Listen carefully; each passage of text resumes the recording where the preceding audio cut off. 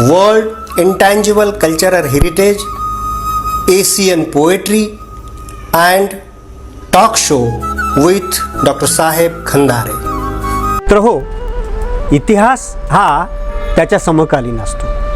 म्हणजे कसं की आपण आज वर्तमानात आहोत आणि वर्तमानातून जेव्हा आपण आत्ताच्या डोळ्यातून वर्तमानाच्या डोळ्यातून जर इतिहास पाहू लागलो तर तो चुकीचा ठरतो.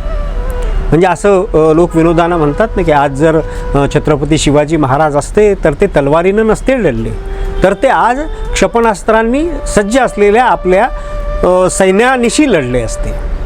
याचा अर्थ असा होतो की इतिहास हा त्याच्या समकालीन असतो. जेव्हा तो घडत असतो तेव्हा त्याच्या तो समकालीन असतो. आणि मला इथं फार दुःखानं सांगावं लागतं की भारतामध्ये जे इतिहास लिहिले गेले हे सगळेच इतिहास लढायांचे लिहिले गेले. सामाजिक सांस्कृतिक इतिहास असा भारतामध्ये फारसा लिहिला गेलेला नाही. एखादा माझ्यासारखा सन्माननीय अपवाद वगळता लिहिले गेले नाही. त्याच्याही पुढे मी असं जाऊन सांगेन की इतिहास कुठला असतो, कशाचा असतो? देशाचा तर असतो. देशाचा असतो म्हणजे देशातील माणसांचा असतो. तसा तो प्रत्येक विधेचा असतो, प्रत्येक विषयाचा असतो. इतिहास हा प्रत्येकच व्यक्तीचा सुद्धा असतो, प्रत्येक गावाचा असतो, परंतु आपण तसा तो लिहित नाही. म्हणजे कसं की भारतीय कृषीचा इतिहास, भारतीय समाजशास्त्राचा इतिहास, भारतीय लोकशास्त्राचा इतिहास, भारतातील आगगाडीचा इतिहास, असे अनेक विषय इतिहासाचे होऊ शकतात. परंतु आपण तितक्या खोलात गेलो नाही. अमूर्त संस्कृती जी आहे म्हणजे मानवी जीवनाच्या उत्क्रांती पर्वामधल्या तमाम संस्कृतीच्या प्रवाहातील ज्या घटना आणि वस्तू म्हणजे ऑब्जेक्ट आहेत, या सगळ्यांचा जो इतिहास आहे तो मात्र प्रत्येक काही विशिष्ट काळानंतर म्हणजे नवे उत्पाद समोर आले की जुने नष्ट होतात, नव्या कला पुढे आल्या की जुन्या कला नष्ट होतात आणि त्याच्यामुळं इतिहास नेहमी आपल्याकडचा म्हणजे भारतातला इतिहास हा सातत्यानं ऱ्हास होत गेलेला आहे. माणसांच्या बाबतीतही तसंच झालेलं आहे. खरं तर माणसं हीच खरी इतिहासाची नोंद असली पाहिजे. माणसांनी त्याच्या काळामध्ये त्या काळामध्ये ज्या जाणीवा जपल्या, जोपासल्या, जी कर्तबगारी केली, त्याचा इतिहास हा खऱ्या अर्थानं समोरच्या पिढ्यांसाठी उपकारक असतो. इतिहासाला वर्तमान माहीत नसतो आणि इतिहासाला भूतकाळही माहिती नसतो. इतिहास फक्त इतिहास असतो, तो त्या क्षणाचा असतो. परंतु भूतकाळातल्या वर्तमानानं इतिहासाचा धांडोळा घेऊनच आपली जीवन कलाप जो आहे, जीवनाचा क्रियाकलाप आहे, तो पुढे चालवला पाहिजे. असं झालं नाही तर काय होतं? असं झालं नाही तर एक मोठी अशी सांस्कृतिक दरी पडते. आणि एकदा का दोन पिढ्यांमध्ये सांस्कृतिक दरी पडली की समाजातल्या सगळ्या सामाजिक संस्था ह्या खिळखिळ्या होतात, नष्ट होतात, कधी तर त्या विकृतही केल्या जातात. अशी विकृत परंपरा करणारी सुद्धा काही माणसं जगभरातल्या देशांमध्ये आपल्याला पाहायला मिळतात. हे सगळं विवेचन मी यासाठी सांगतो आहे की आपला सांस्कृतिक इतिहास आपल्या माणसांच्या सोबत होता. जसं की आपण दळणाचं जातं आता संपलेलं आहे, घराघरातून नष्ट झालेलं आहे आणि त्या जात्याबरोबरच भारताचा स्त्रीवादही संपलेला आहे.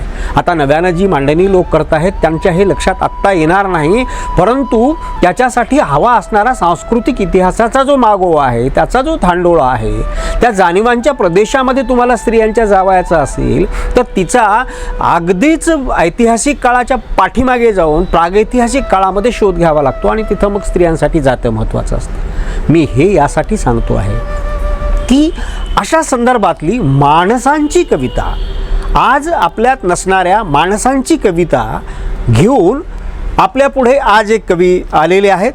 ते कवी आहेत हरीश हातोटे. हे बीड जिल्ह्यातल्या आष्टी तालुक्यातल्या देवी निमगाव इथले. आता हरीश हातोटे यांची कविता जी आहे त्या कवितेचं नाव आहे दुःख आभाळा एवढं.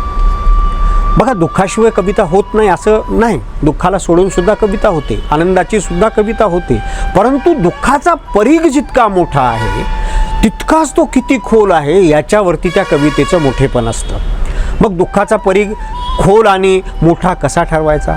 तर ज्या माणसांचं ते दुःख आहे, या कवितेमध्ये हरीश हातोटे यांनी आजी आणि आजोबा यांच्या इतिहासाबद्दल काही महत्त्वाच्या नोंदी ठेवलेल्या आहेत. आता तुम्ही पुन्हा मला म्हणाल की प्रतिक्रियेची नोंदीची कविता होते का, तर कविता तशी होत नाही. पण माणसं जेव्हा आपल्यात नसतात, ती माणसं आपल्यापासून दूर जातात, तेव्हा आपण त्यांच्या प्रेमाला पारखे झालेले असतो.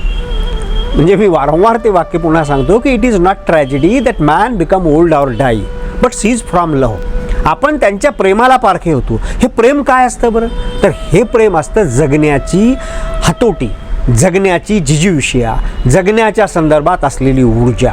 नव्या पिढ्या कशावर तयार होतात, कशावर जगतात, त्याला आपण संस्कार म्हणतो. ते कशावरून असतात, तर जुन्या माणसांच्या जीवनावरून, जुन्या माणसांच्या जगण्यावरून हे सगळं असतं. आजी आणि आजोबाचा काळ हा नक्कीच भूतकाळ आहे, तो इतिहासाचा काळ आहे. परंतु त्या इतिहासाच्या काळात असलेल्या जीवनविषयक जाणीवांची जी बीजं असतात ती नव्या पिढ्यांना अस्वस्थ करत असतात. आणि मग आपण आपल्या वर्तमानामध्ये त्या काळापेक्षा खूप पुढे आलेले असतो. सामाजिक, सांस्कृतिक, ऐतिहासिक, शैक्षणिक, टेक्नॉलॉजीच्या दृष्टीनं, विज्ञानाच्या दृष्टीनं खूप पुढे आलेले असतो. परंतु त्या जीवनाचा जो व्याप्त पटल असतो, प्रदीर्घ स्वरूपाचा एक मोठा व्यास असतो, त्या व्यासाच्या आत आपली मुळं दडलेली असतात. आणि मग वर्तमानामध्ये मिळालेल्या सगळ्याच काही सुखसोयी असतील, वर्तमानात मिळालेले जेही काही लाभ असतील जीवनविषयक जाणीवांचे, त्याच्यापेक्षा त्या पिढीनं जगलेल्या जाणीवा ह्या नक्कीच वेगळ्या असतात. आणि त्या जाणीवांशी आपलं नातं जोडण्याचा प्रयत्न जेव्हा एखादा कलावंत करतो, तेव्हा त्याच्यातून कलेचा जन्म होतो. मग ती कला संगीत असेल, नृत्य असेल, नाट्य असेल, किंवा कविता असेल, किंवा एखादी पेंटिंग असेल, किंवा एखादी मूर्ती असेल, हे सगळं जीवनविषयक जाणीवांच्या शोधातून निर्माण होतं. अशाच एका शोधाची ही कविता हरीश हातोटे सादर करीत आहे. कवितेचं नाव आहे दुःख आभाळा एवढं. दुःख आभाळा एवढं माझ्या आजीच्या वाट्याला, तरी हसायची आजी पायी मुडल्या काट्याला. दुःख आभाळा एवढं माझ्या आजीच्या वाट्याला, तरी हसायची आजी पायी मुडल्या काट्याला. आजा हकायचा गाव त्याच्या जवानापणात, आजा हकायचा गाव त्याच्या जवानापणात. पाय घेऊन नागडे आजी राबली रानात.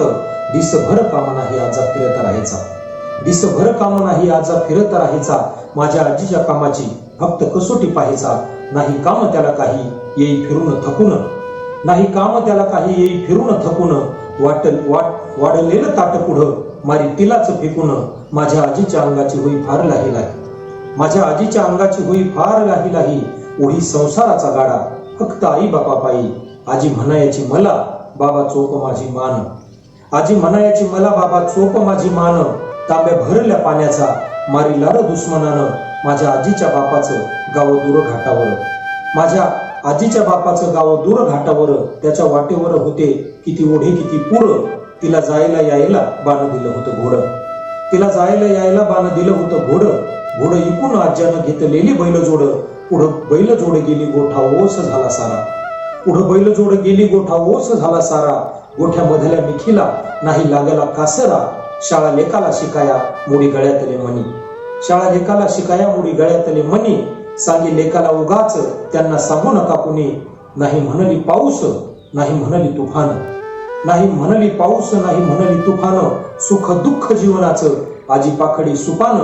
आजी सांगायची मला तिच्या जीवनाची गाथा, आजी सांगायची मला तिच्या जीवनाची गाथा. वाटे तिच्या चरणाशी माझा टेकवावा माथा, वाटे तिच्या चरणाशी माझा टेकवावा माथा, माझा टेकवावा माथा.